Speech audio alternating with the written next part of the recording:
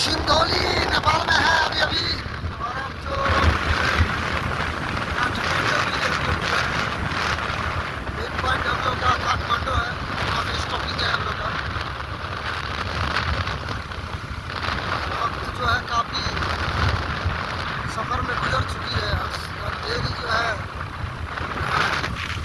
चाहे आपको दिख रहा है ये होने पर जो है करीब कितने हो रहा है ये टाइमिंग आप देख सकते हैं। पूरे 6 हो चुका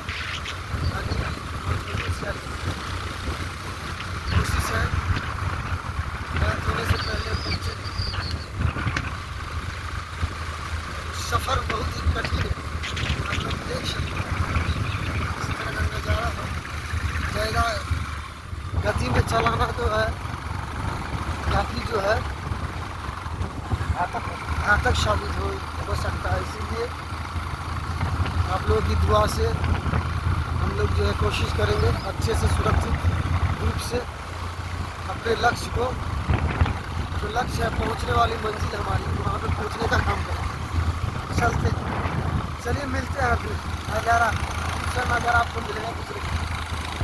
लव यू फ्रेंड।